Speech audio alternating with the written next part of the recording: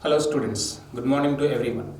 Today I am going to start the new chapter, that is a solid state, and in this part of the video I am going to compare the solids from the liquids and gases. Thereafter, what are the characteristics of the solids?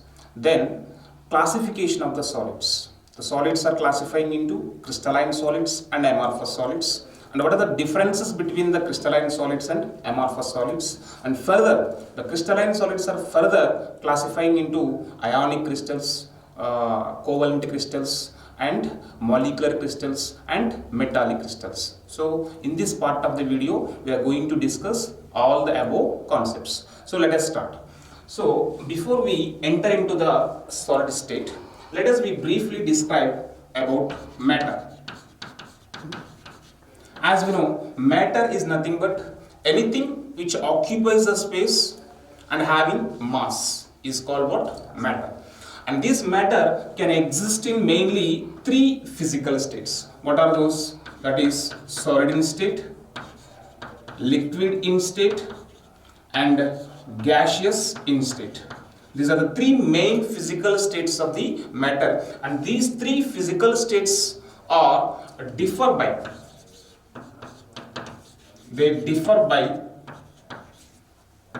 intermolecular distances and intermolecular forces of attractions. Mainly, these three physical states differ mainly by their intermolecular distance and intermolecular forces of interactions. So let us go in detail the differences or compare the solid states with the liquids and gases. So when we compare solids, liquids and gases, so if you see this solids, liquids and gases, this is the appearance of the solids, and in these solids the constituent particles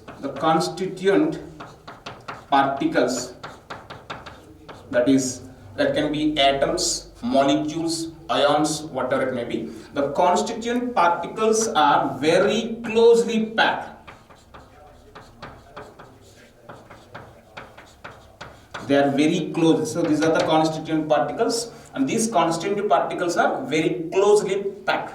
Whereas in gases, these constituent particles, are far away from each other. They are very far. So they are far away from each other. Whereas in liquids, this is an intermediate between the solids and gases. Intermediate means they are not very much closer. Simultaneously, they are not very far away from each other. So these constituent particles, are moderately packed. They are moderately packed. Coming to the next one, what is the one more main difference between the solids, liquids and gases? The solids they have definite size, shape and volume.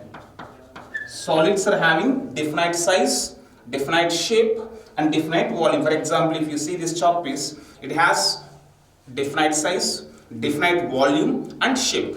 Whereas liquids, so is this liquids are having definite size, shape and volume? No, but suppose if you keep the liquids in jar, they'll get the shape of jar.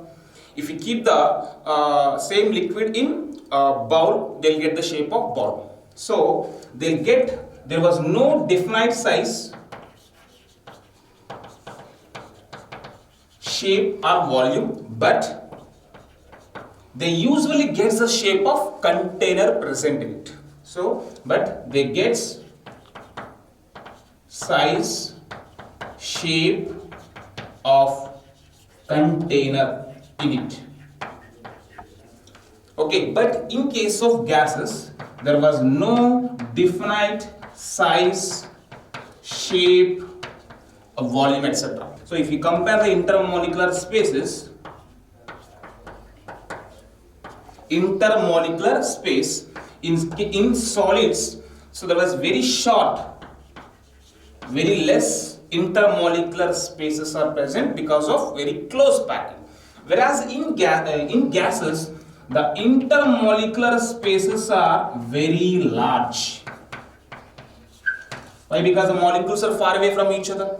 Because of far away from each other, the distance between the two neighboring molecules is very, very high. So there was a very large intermolecular spaces in case of gases, whereas in solids it's very, very less.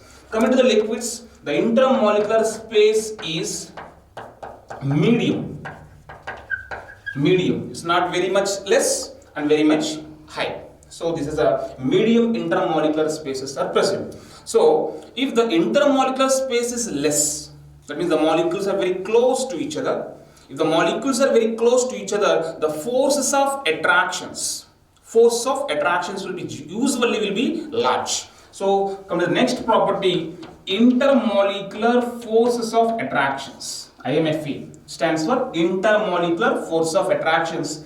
In case of solids, the intermolecular force of attractions are very strong. Very strong intermolecular force of attractions are present. Whereas in liquids, it's moderate. Whereas in gases, it's very weak. Very weak intermolecular forces of attractions are present. Why the intermolecular forces are weak in gases? Because molecules are very far. If the molecules are far away from each other, the force of attractions are very less. So, there's one more. And next one, usually the solids are rigid and incompressible. The solids are rigid and incompressible. Whereas, see, this chart is, can we compress this solid? Even by applying the pressure, we cannot compress. But liquids, less compressible. Most of the liquids are not compressible, but few liquids can compress. By applying the pressure, we can compress slightly. So where they are less compressible compared to gases. That means gases are highly compressible. They are highly compressible. If you apply the pressure, they come close to each other, so their compressibility is very, very high. Next one, and one more thing, the solids are rigid, and also whereas liquids are movable, whereas gases also movable. Solids are rigid, but liquids and gases are movable. They can be moved from one place to another place. Next one, if we cut the solids with a sharp edged tool, so generally we get smooth or rough surfaces. Whereas coming to liquids and gases, can we cut them? We cannot cut. Okay, so we can cut the solids into, if we cut them with a sharp edged tool, we can get either smooth surfaces or rough surfaces, whereas liquids and gases we cannot cut. And one more thing, if you see the movements, usually the motions are of three types. Vibrational motions. If you see, usually this motion concept is in physics. In physics, three types of motions generally the bodies can show. So one is vibrational motions, next one rotational motions, and the third one translatory motions. Vibrational motions, rotatory motions, and translatory motions. Vibratory motions means if we hit any solid substance. Okay, so one molecule is strongly bound with a neighboring molecule. So because of hitting this molecule, it will vibrate the others. Okay, so that is vibratory motions means generally this is like this. Coming to the rotatory motions, the molecules are rotating on its own axis. So where we can see these rotatory motions, for example, if you switch on the heater, by keeping the heater in water, if you switch on the heater, within the water, what happens? The water molecules are rotating on their own axis. So this is rotatory motions. Next, translatory motions. Translatory motion means, so the molecule is going straight away from one point to another point. So these are what? Translatory motions. So these are three types of motions a body can show: vibratory motions, rotatory motions, and translatory motions. Coming to the solids, liquids, and gases. In solids, the molecules, the constituent particles, shows only vibratory motions, whereas rotatory motions and translatory motions are absent in case of solids. So in solids, only vibratory motions, whereas rotatory and translatory motions are less. There was no rotatory motions and translatory motions. So because of only vibratory motions, okay, they are fixed at a particular position. So even by applying, only by applying very strong external forces, only these constant particles are moving from their original places. Next one, coming to the liquids. Liquids, they have vibratory motions. They can show vibratory motions, rotatory motions, and translatory motions. But remember that these three motions are only up to their boundaries. They cannot go beyond the boundaries, right? What are the boundaries of liquids? Their wall of the container. These three motions only will be up to the boundaries. They cannot go beyond the boundaries. So I think compared to the gases, these motions are less only. Coming to the gases, the molecule, the constituent particles of gaseous state, they shows very less vibratory motions, but rotatory motions and translatory motions they can show. Because of translatory motions, this one molecule can easily go from one place to another place. That is why the gases are not having a definite size and definite shape. So this is one of the main reason why the solids are having any number of surfaces. So solids are having many surfaces. Solids are having many surfaces. Solid can be in a rectangular shape, square shape, circle shape, okay, randomly in any other shape. Whereas liquids can get only the shape of container and it has only one surface. Only one surface, that is what? Upper surface. Liquids are having only one surface because it can the constant particles can show all three types of motions, but they have boundaries. Whereas gases, they can show rotatory and translatory motion. That is why the molecules are not fixed. They can easily go from one place to another place. That is why there was no surfaces. If there was no surfaces, there was no definite size or shape for the gases. So these are the main differences between solids, liquids, and gases. So finally, overall, the conclusion and the characteristics of the solids. If you see the solids, here the constituent particles are very closely packed. Because of very close packing, their intermolecular spaces are very short. Because of very short intermolecular forces, there was strong intermolecular force of attractions, and they have definite size, shape, and volume. And then the solids are usually rigid and incompressible. Next, they can show only vibratory motions, and the rotatory and translatory motions are absent because the constant particles are fixed in a particular position with a strong force of attractions. Because of showing only vibratory motions, the solids can have many surfaces. Okay, and finally many surfaces. So these are the characteristics of solids by comparing with the liquids and gases. So in the class 11, already we discussed briefly in detail about the gases and liquids in the chapter of gaseous state. That is why in this chapter we are not going to discuss about the liquids and gases. We mainly focus on solid state. Now let us start the classification of the solids. Solids we mainly classify into two types, that is the crystalline solids and amorphous solids, on the basis of their arrangement, order of arrangement.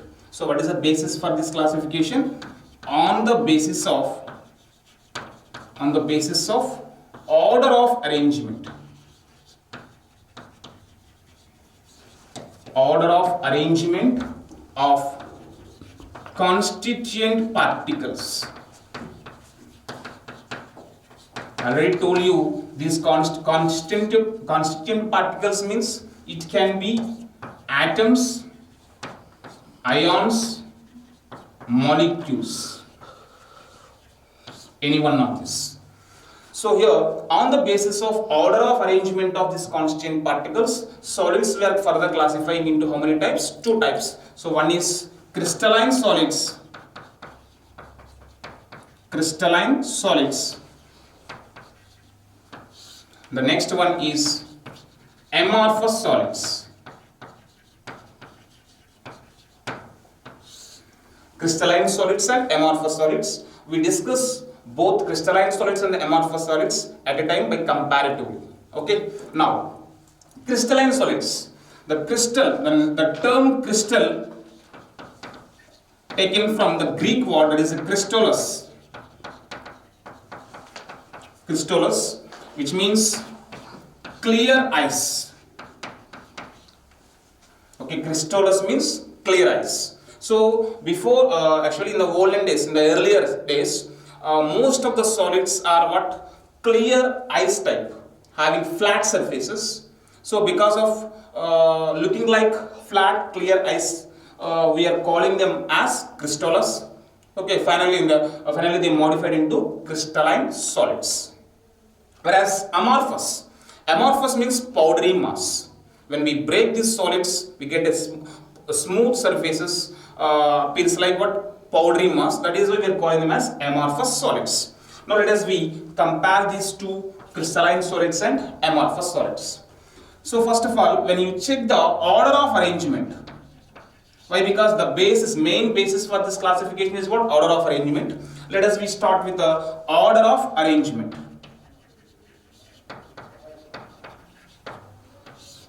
So I told you already, in the solids, the constituent particles are regularly arranged. Okay, in a systematic order, in a systematic manner, the constituent particles are regularly arranged. So here, both are solids only, crystalline solids and amorphous solids. So here, the order of arrangement is long range order. That systematic arrangement of these particles are long range. Okay, for a farther ways, for longer distances, this order of arrangement is systematically arranged. Whereas in amorphous solids, the order of arrangement is random. Randomly arranged, or else the order of arrangement is short range order. Short range, for smaller distances only, that systematic arrangement was present in amorphous solids. Next one. The crystalline solids are generally having sharp melting point. They are having very sharp melting point. Whereas amorphous solids are having, there was no sharp melting point. Generally, they melt in a range of temperature. So generally, for example, crystalline solids, we can clearly say that the melting point of crystalline solids is so and so 50 degrees, 40 degrees, 0 degrees. Likewise, we can specifically point out that particular temperature. But amorphous solids, the melting point is, there was no sharp melting point. We always gives range of temperature. Range of temperature means maybe between 10 degrees to 20 degrees they can melt. Maybe between 25 to 30 degrees they can melt. Only we can give a range of temperature. Okay, but not sharp melting point. Next one. Crystalline solids are having regular shape.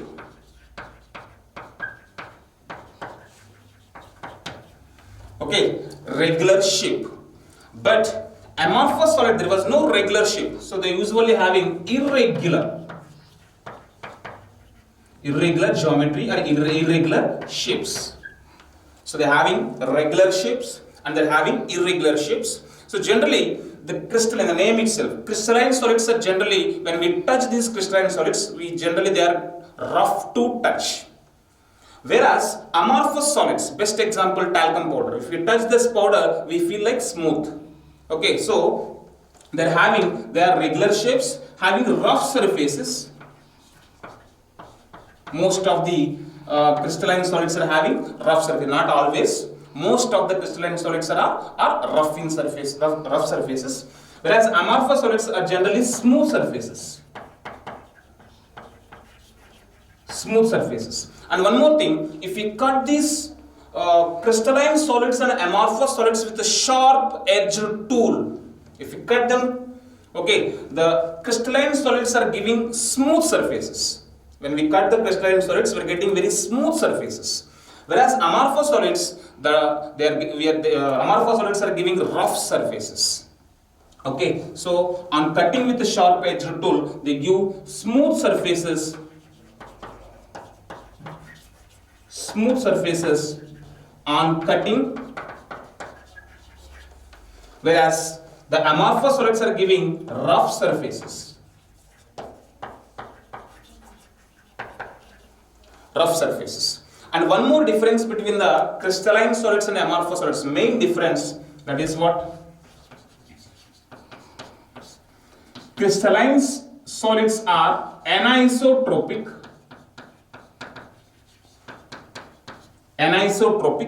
Whereas amorphous solids are isotropic. So crystalline solids are anisotropic, whereas amorphous solids are what? Isotropic.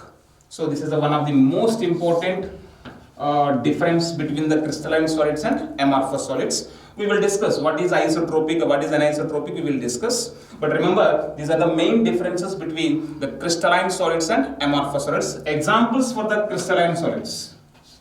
What are the examples? NaCl, KCl, KNO3, diamond,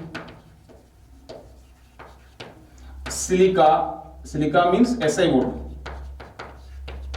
silicon carbide, next graphite, naphthalene, anthracene, glucose, sugar, glucose is nothing but sugar, sucrose. Okay, so these all are what? Crystalline solids examples. Coming to amorphous solids, main examples: rubber, glass, and even plastic also. These are the examples for amorphous solids. See, you take the glass. If we cut the glass, we won't get smooth surfaces. Okay, we are getting rough surfaces. Sometimes if we touch that surface, our skin may cut. So because of rough surfaces. So these are the main differences between the crystalline and amorphous. Now, one more difference between the crystalline solids and amorphous solids. The crystalline solids are having definite enthalpy of fusion. Whereas amorphous solids, there was no definite enthalpy of fusion. Okay. Now let us discuss what is isotropy. So isotropy means uniformity. What is the meaning of uniformity? Uniformity is nothing but showing the same or showing uniform values of physical properties in all directions. That means, for example, if you take the refractive index value, that value is x value. That x value in x-axis, same value, in y-axis, same value, in z-axis also same value. If the value of a particular physical property is the same in all directions, then that is called what? Uniformity, also called what? Isotropy. So once again, isotropy is nothing but uniformity. Uniformity means showing the uniform values. Uniform means same values. Uniform values of physical properties. What are the physical properties? It can be electrical conductance or refractive index value. Anyone showing the same values of these physical properties in all directions, then that is called what? Isotropy. Whereas anisotropy, it's opposite of isotropy. That means that shows different values of physical properties in different directions. So one physical property value in x-axis, one value, in y-axis, different value, in z-axis, different value. So if the same physical property are showing different values in different directions, then that is called what? Anisotropy. Now we discussed already, crystalline solids are anisotropy, whereas amorphous solids are isotropy. You may get that doubt. So why, sir? In crystalline solids they are regularly ordered. Okay, there was a specific order of arrangement for a long range order. Okay, whereas amorphous, randomly they arrange, and also they are short range. Then why the amorphous are isotropy and the crystallines are what? Anisotropy. If you see that, usually most of the solids are ionic solids. Here I am taking an example of ionic solid. Ionic solids means the constant particles are ions. Ions can be cations and anions. So I am representing the ions with positive sign and negative sign.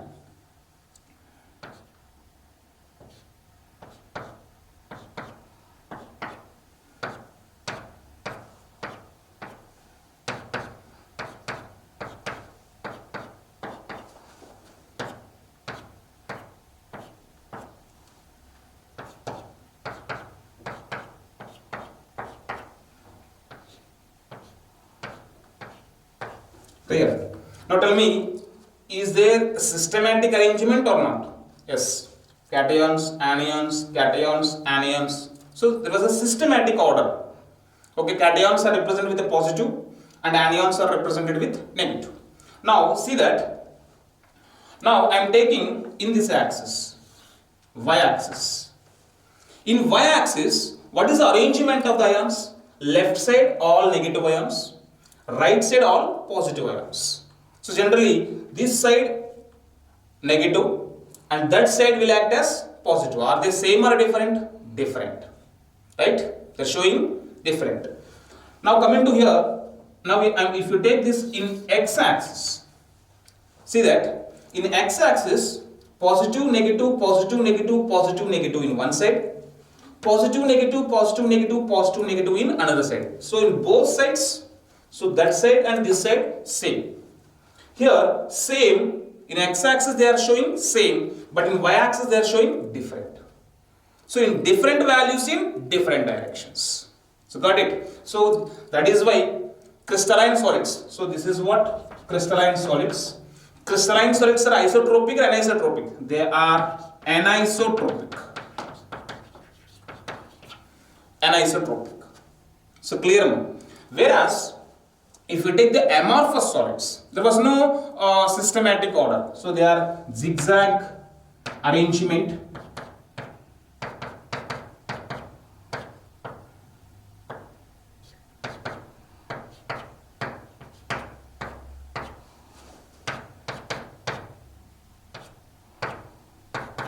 So likewise, there was no particular order. Okay, and if we cut in this direction or in this direction, okay, so it's almost overall on an average it will be same in all directions. So that is why the amorphous solids are isotropic. They are isotropic, whereas crystalline solids are anisotropic. So this is about isotropy and anisotropic. Next, the crystalline solids, the classification of crystalline solids.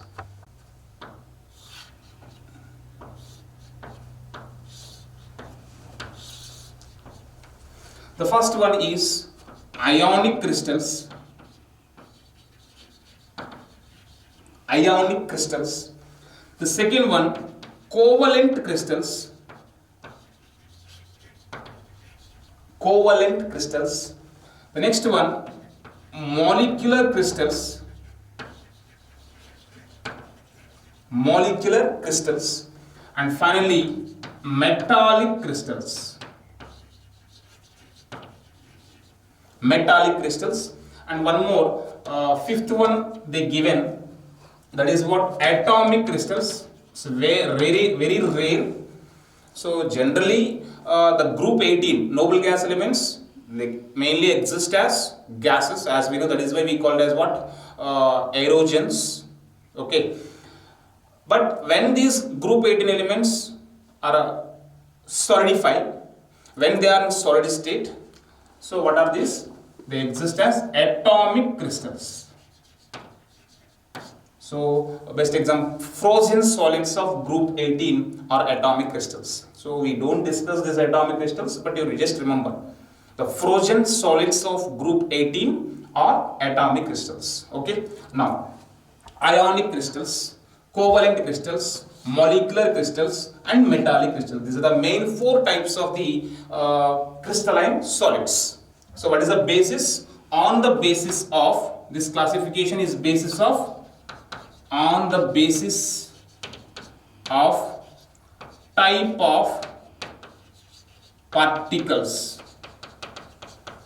on the basis of type of the constituent particles, the crystalline solids are classifying into four types.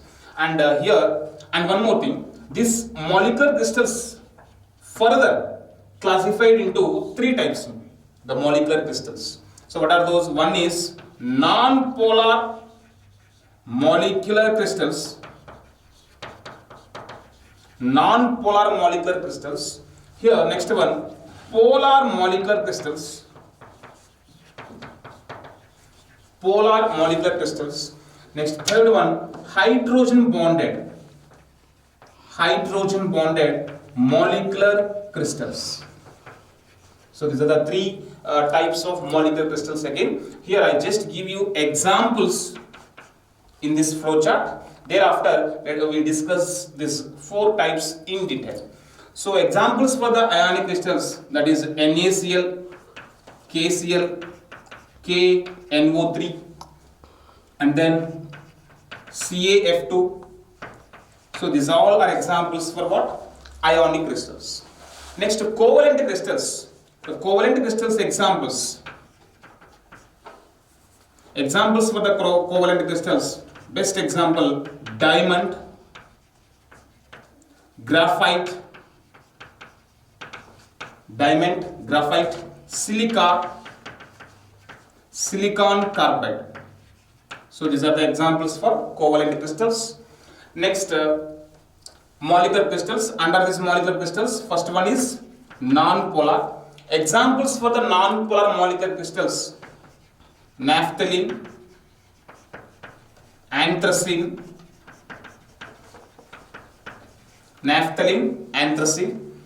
and then polar molecular crystals. Examples: solid carbon dioxide, solid ammonia. These are the main examples for the polar. And hydrogen bonded molecular crystals, they are glucose, urea, water, and means ice. So these are the examples for hydrogen bonded molecular crystals. Coming to the metallic crystals. So under the metallic crystals, almost all metals, all transition metals, and also alloys comes under metallic crystals. So these are the examples for these four types of the crystals. Now let us discuss these ionic crystals, covalent crystals, molecular crystals and metallic crystals in detail. The first one, that is what? Ionic crystals. So in these ionic crystals, what are the constituent particles? Here the constituent particles are ions. So that we are calling these crystals as what? Ionic crystals. Ions means it can be positive ion, negative ion. Positive ion we call it as cations and negative ions we call it as anions. Here the constituent particles are what? Cations and anions. And these cations and anions are held together. They both are held together by strong electrostatic forces of attractions. As we know, between the positive ion and the negative ion, strong electrostatic force of attractions. Because of very strong electrostatic force of attractions, these ionic crystals are generally very hard. They are generally very hard only by very high external forces. External forces, we can dislocate these ions. Otherwise, we cannot. Only by the very high external forces we can dislocate ions. Otherwise, we cannot dislocate. They are very, very hard. Because of very hard nature, they have very high melting point. Their melting point is very, very high.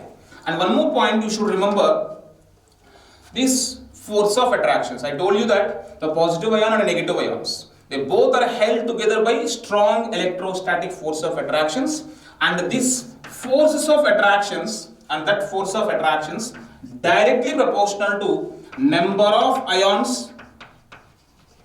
They are directly proportional to number of opposite ions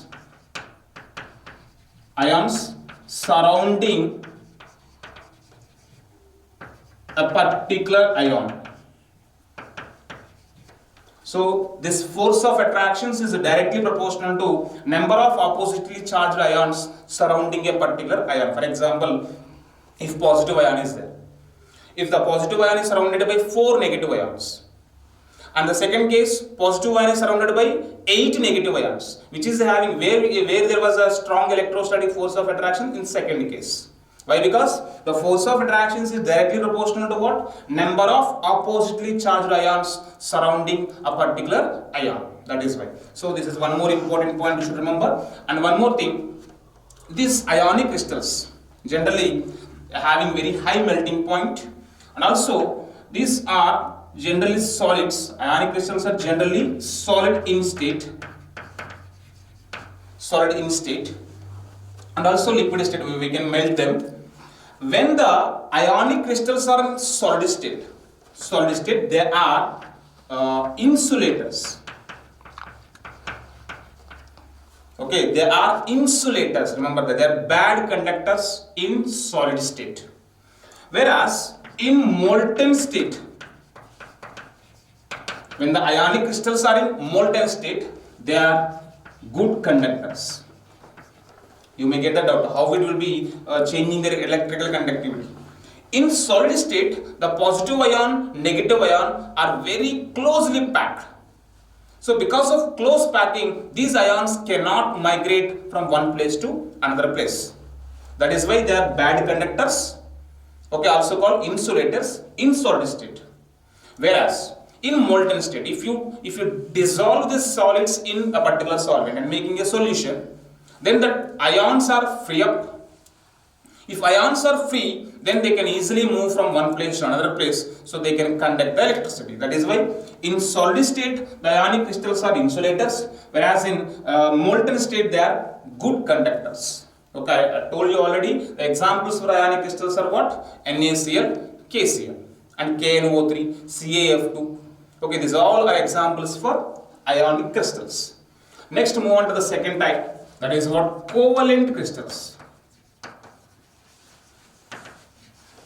Covalent crystals.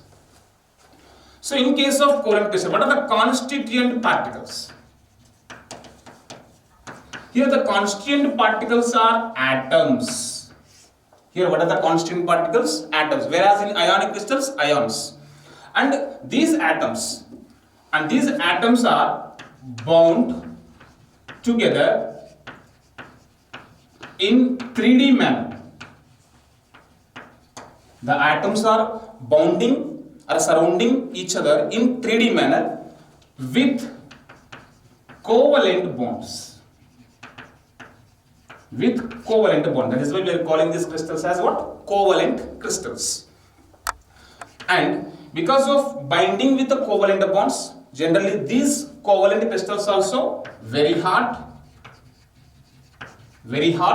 having high melting point. Okay, having high melting point. Generally, the covalent crystals are bad conductors.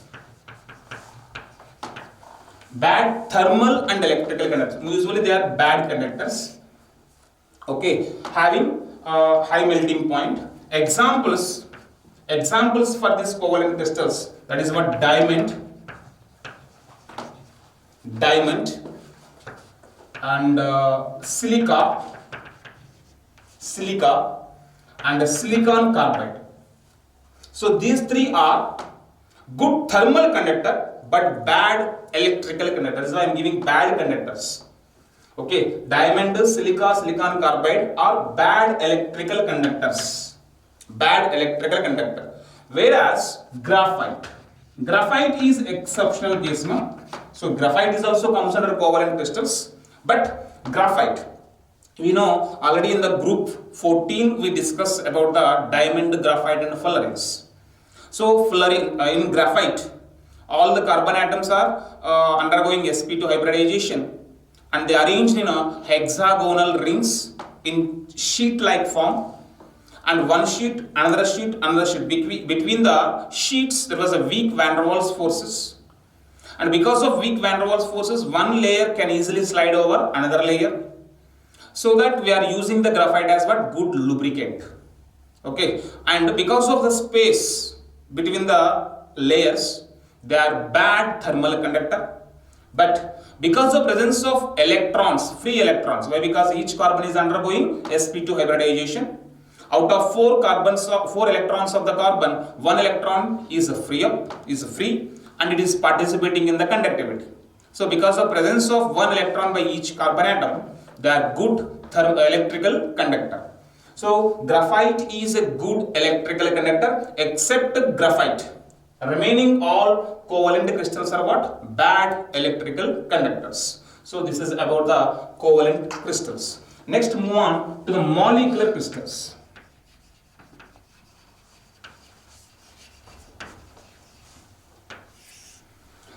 Molecular crystals.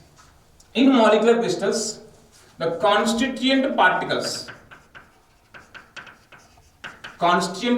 are molecules. Here what are the constituent particles? Molecules. And what are the forces of attractions between the molecules? There was a weak van der Waals forces are present. Which forces are present? Van der Waals forces are present. Because of very weak van der Waals forces, most of these molecular crystals are very soft. Most of these molecular crystals are very soft, having low melting point. Generally, most of them are very soft and low melting point, and they are bad conductors. Bad conductors of heat and electricity. These are the general properties of the molecular crystals. And I told you, molecular crystals are further classifying into 3 types: non-polar, polar and hydrogen bonded, based upon the difference in the molecules. Why? Because the molecule can be a non-polar molecule, polar molecule and hydrogen bonded molecule. Polar and non-polar. What is the main difference between polar and non-polar? Polar molecule means, here molecule means nothing but more than 2 atoms. So A and A. Whereas this is what generally non-polar molecule. Non-polar molecule means here the electricity or the charges are uniformly distributed throughout the space, whereas polar molecule plus minus. Likewise, what happened? The charge was clearly differentiated. So this is what polar and this is what non-polar. Simply this is we write it as like this. Okay, positive and negative. So this is a non-polar and this is what polar. Now, if non-polar molecules are acting as a constituent particles, then what we call that crystals? Non-polar crystals, molecular crystals. If polar molecules are constituent particles, then what we call polar molecular crystals. And what about the third case? Hydrogen bonded molecular crystals. There, hydrogen bond generally present between the molecules having hydrogen as one of the part, along with the highly electronegative elements. Usually, the hydrogen containing compounds, most of the hydrogen containing compounds are examples for hydrogen bonded molecular crystals. So let us compare these three crystals one by one. The first one, non-polar, polar and hydrogen bonded. Here, tell me what are the constituent particles here? In non-polar molecular crystals, non-polar molecules are constituent particles, whereas in polar molecules are the constituent particles, whereas in hydrogen bonded, hydrogen containing molecules are the constituent particles. Next, what about the van der Waals forces? As we know, in gaseous state we discuss types of van der Waals forces: London forces, dipole-dipole interactions, dipole-induced dipole interactions, ion-dipole interactions. So likewise, different types of van der Waals forces are present. As we know, in molecular crystals, generally weak van der Waals forces are present. In fact, what kind of van der Waals forces are there in these crystals? If you see the non-polar molecular crystals, so there was London forces. Generally, between the two non-polar molecules, which forces are existing? London forces or dispersive forces. So here the London forces are present in these non-polar molecular crystals. Whereas in polar molecule, the two molecules are polar. So between the polar is also called what? Dipole. So dipole. What is the interactions? Dipole interactions. So what kind of van der Waals forces in polar? Dipole interactions are present in polar molecular crystals. Whereas in hydrogen bonded molecular crystals, what kind of interactions? Hydrogen bond is present in these crystals. Okay, generally the non-polar molecular crystals, generally they exist in liquid state or gaseous state. Non-polar molecules exist as what? Liquids or gaseous state, whereas polar molecules usually exist as what? Solids, and even hydrogen bonded, most of them are what? Solid in state. And next one, non-polar molecules, so they generally exist as liquids or gases, so they are having low melting point. Whereas the polar molecular crystals are having higher melting point than non-polar. So comparing to these crystals are having little bit higher melting point. That's it. We don't think that high melting point. So they are having higher melting point than non-polar molecular crystals. Whereas hydrogen bonded molecular crystals, as we know, when we compare van der Waals forces, dipole-dipole interactions, hydrogen bond is somewhat stronger. So generally, these hydrogen bonded molecular crystals are having a little bit high melting point only. Okay, so and coming to the non-polar molecule, already examples I given: non-polar naphthalene, anthracene. Whereas the polar molecular crystals, solid ammonia, solid carbon dioxide, and hydrogen bonded ice, glucose, urea. So these are the examples for the non-polar, polar and hydrogen bonded molecular crystals. The last one, that is metallic crystals. So coming to the metallic crystals, here the constituent particles are kernels and electrons. If you see the structure of the metals, as we know, in metals, the positively charged ions we call it as a kernels, and the electrons, all the electrons are gathered and they seems like what pool, so called electronic pool, positively charged kernels, and that kernels are surrounded by electronic pool. That is the actual structure of metal. That is why metals are highly malleable. What is the reason? When we hit the metals, all kernels are going aside. To neutralize that, to stabilize that, these electrons are immediately surrounding that kernels and stabilizing that. That is why metals are highly malleable, because of the existence of the metals as kernels and electrons. That is one of the reasons. So the constituent particles in metallic crystals are kernels. Kernels are nothing but what? Positive charged ions, we call it as what? Kernels, and negatively charged electrons. And what kind of interactions? Intermolecular forces. What interactions? Electrostatic force of interactions are present. Electrostatic force of interactions, and generally these electrostatic force of interactions are stronger. No doubt, as like positive ions and negative ions, here also they are stronger. That is why the metallic crystals, most of the metallic crystals are very hard, having high melting point. These metallic crystals are having high melting point. And what are the examples? I told you already, most of the all metals and also alloys. Alloys are nothing but what? Homogeneous mixtures of metals. We call it as what? Alloys. So all metals and alloys are coming under metallic crystals. So this is about the classification of the crystals. Overall, solids are classifying into crystalline and amorphous. Further, the crystalline solids are further classifying into ionic crystals, molecular crystals, covalent crystals, and metallic crystals. Okay, thank you.